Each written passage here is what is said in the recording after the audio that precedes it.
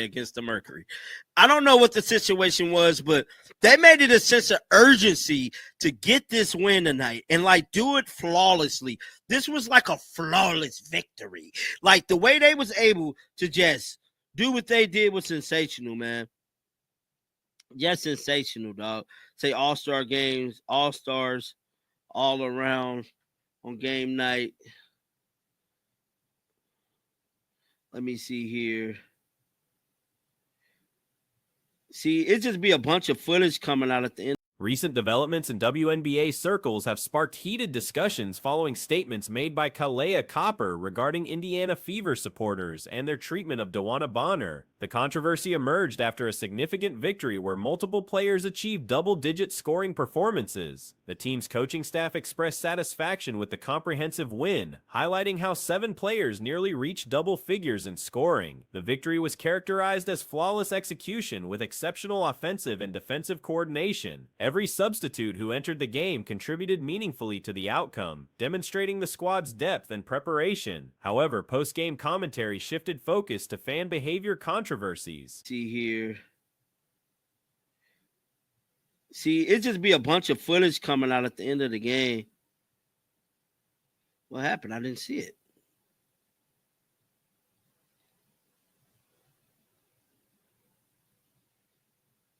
What happened? What did Caitlin do something?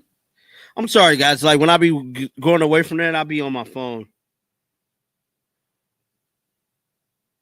Oh, here we go.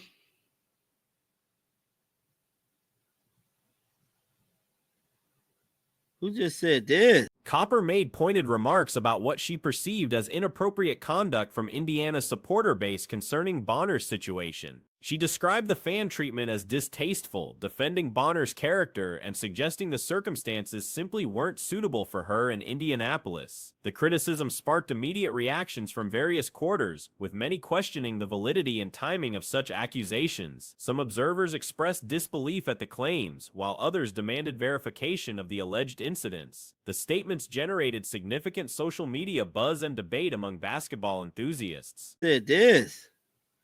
Oh, wow.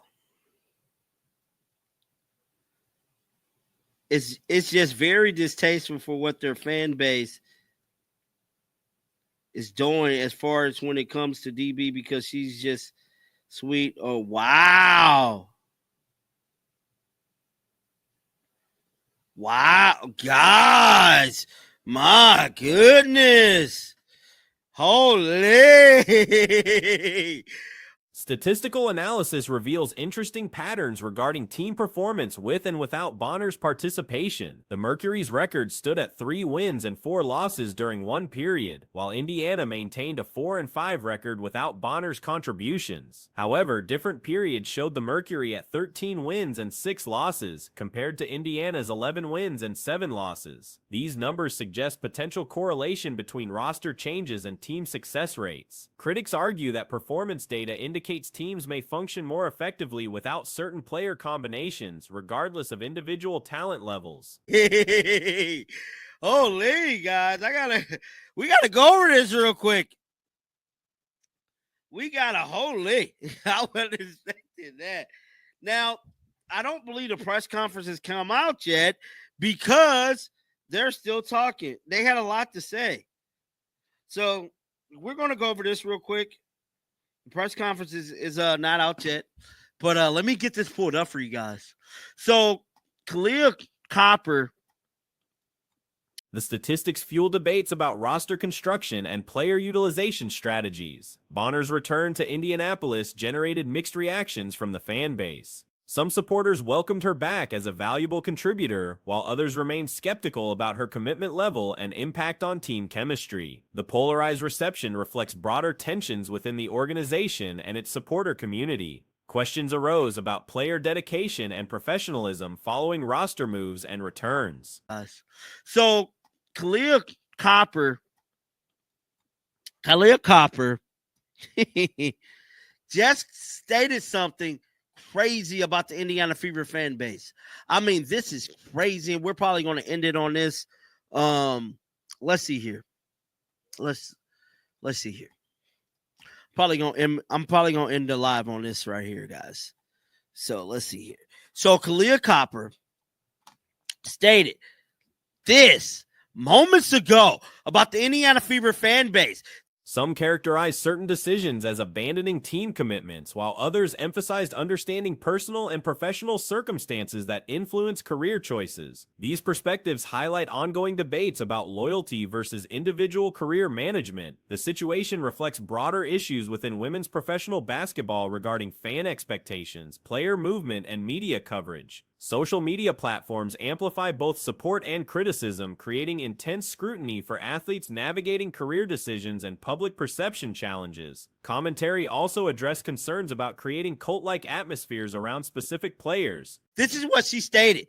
It's just very distasteful for what their fan base is doing as far as when it comes to DB, because she's just sweet, or so in the situation didn't work for her. Kalia Copper on why DeWanna Bonner returned to Indianapolis tonight.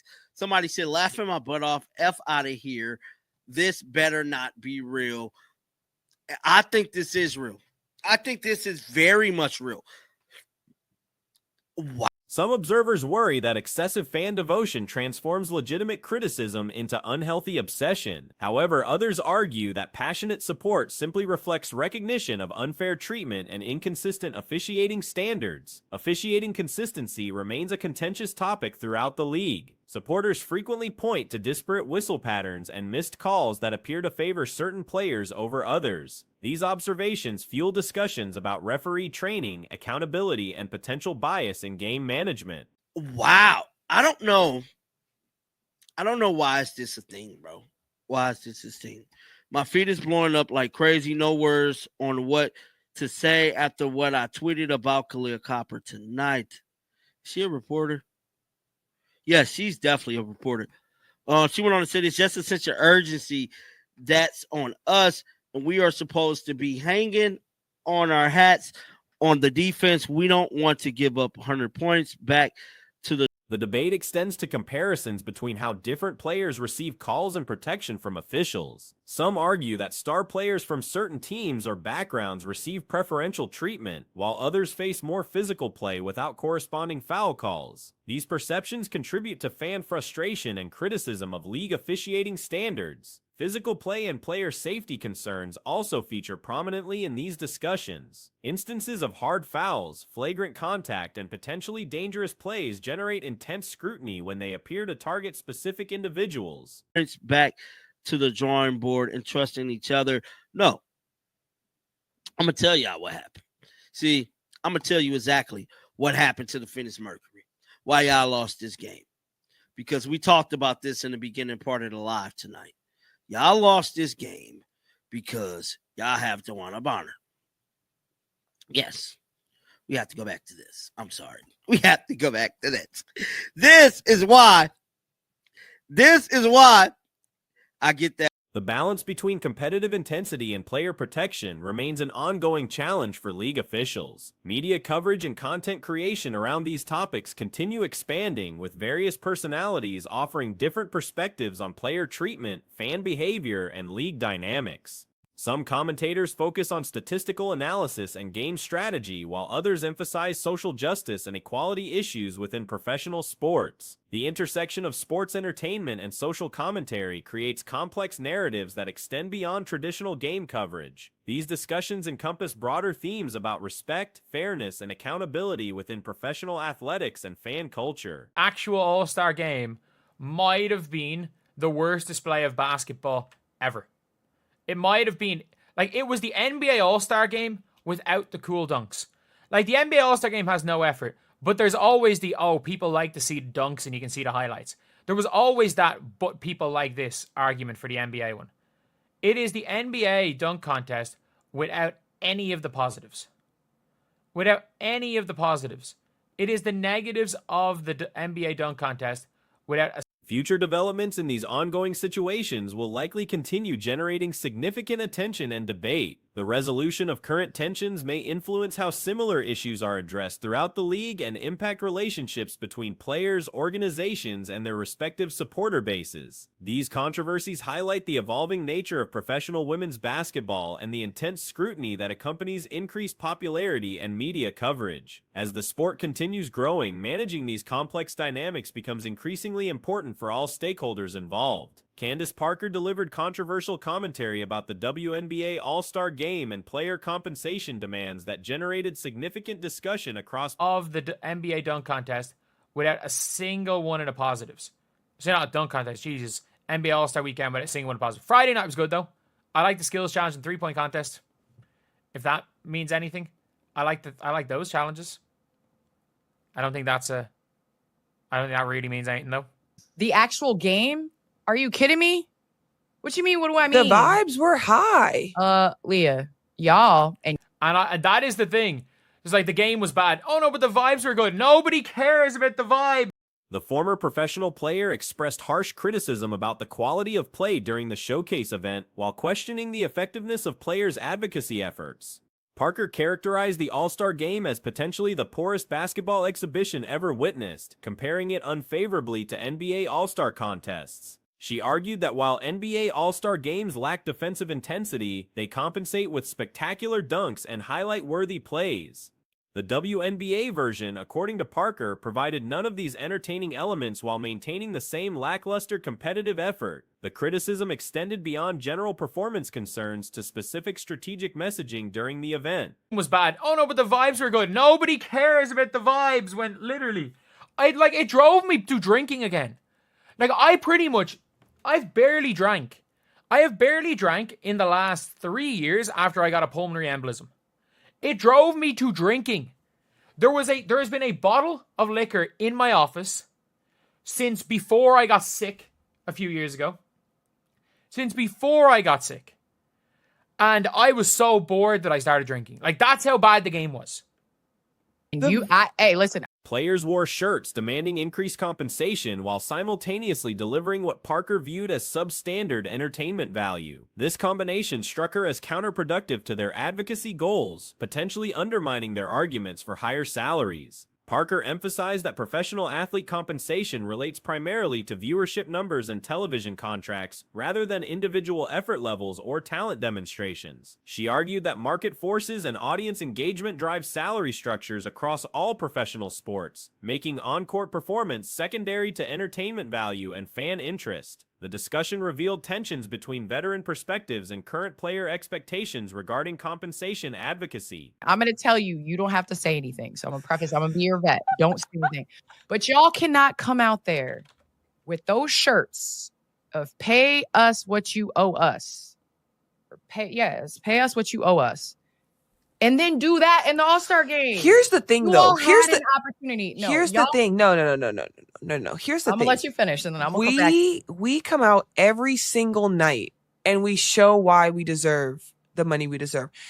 No, Parker suggested that players missed a crucial opportunity to strengthen their negotiating position by failing to deliver compelling basketball during a nationally televised showcase event. Co-host Aaliyah Boston defended current players, arguing that athletes consistently demonstrate their value through regular season performances. However, Parker countered that compensation discussions center on business metrics rather than individual player dedication or skill levels during specific games. The commentary highlighted broader questions about professional sports entertainment value versus athletic merit. Parker used examples from tennis, citing how Serena Williams commanded higher earnings than technically skilled male players with smaller followings, illustrating how audience appeal drives financial success in professional athletics. No, by the way, the Indiana Fever, sure. The problem is that I don't understand. The one argument with these players is I think the players deserve more money, and the reason is because more people are watching than ever. It has nothing to do with how good the players are. Like, if it was purely a meritocracy, like, based on how good a specific player is, then, like, if it was purely, we're only going to pay people based on their talent and how good they are. Parker's analysis extended to league structure concerns, noting that salary cap systems limit individual player earning potential regardless of personal performance or popularity. This framework constrains compensation growth even when specific athletes generate significant fan interest and media attention. The discussion addressed recent league expansion decisions, particularly the addition of 4 regular season games without corresponding player compensation increases. Parker expressed disbelief that athletes didn't receive additional payment proportional to their expanded work schedules, viewing this as evidence of organizational unfairness toward players. Despite supporting higher player compensation in principle, Parker maintained that advocacy efforts require strategic timing and execution. On their talent and how good they are, then why is it that there are specific sports that get paid more than other sports? Some sports get paid less than other sports, and some sports, and then that if that was the case, professional women's sports wouldn't exist. It would not exist if it was purely based on how they play. Sports is entertainment. Sports is entertainment, and I'm not going to lie, way more people would have been entertained by watching Serena Williams than by watching, I'm trying to give a solid but not unbelievably great player from around Serena Williams' era. She suggested that delivering exceptional entertainment during high-profile events would strengthen negotiating positions more effectively than wearing protest shirts during poorly executed games. The commentary referenced previous WNBA All-Star games that received positive media coverage for competitive intensity and entertainment value. Those contests generated favorable comparisons to NBA All-Star events, creating positive momentum for the league and its players through quality basketball execution. Parker argued that the recent All-Star game represented a missed opportunity for positive narrative development. Instead of generating discussions about superior WNBA competitive spirit compared to NBA exhibitions, the event created negative commentary about poor basketball quality and lack of player engagement. Player from around Serena Williams' era in men's tennis, Fernando Verdasco. Fernando Verdasco was a pretty good tennis player. People would rather watch Serena Williams than Fernando Verdasco. Serena Williams made way more money. People would rather watch Caitlin Clark, Angel Reese, or even Leah Boston herself than watch... trying to think of a bullshit player who makes 30 million in the NBA. I know, 20 million, Patrick Williams, and he makes 20 million a year. The problem is that it's a salary cap league. It's a salary cap league. There was no... The analysis touched on broader entertainment industry principles, emphasizing that professional sports function as entertainment businesses rather than pure athletic competitions.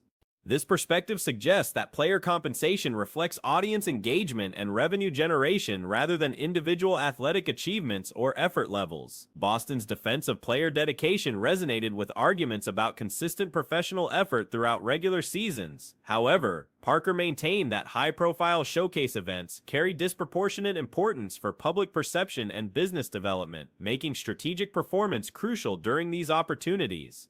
The discussion revealed generational differences in approaching compensation advocacy within professional women's basketball. That it's a salary cap league.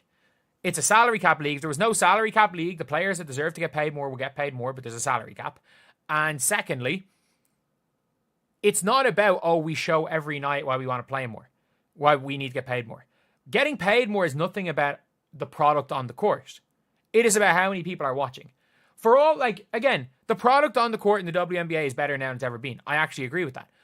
Because, and the thing is, the stars are still the stars, but there used to be a situation where the bench players just really struggled. There used to be a situation where veteran perspectives emphasize strategic business considerations, while current players focused on recognition for consistent professional effort and skill development. Parker's commentary extended to comparative analysis with other professional sports, noting how player compensation varies dramatically across different athletic disciplines based on audience size and commercial appeal, rather than technical skill levels or training dedication. The critique addressed specific game elements that disappointed viewers, including minimal defensive effort, slow-paced offensive execution, and lack of highlight-worthy plays. Parker suggested that even modest competitive intensity would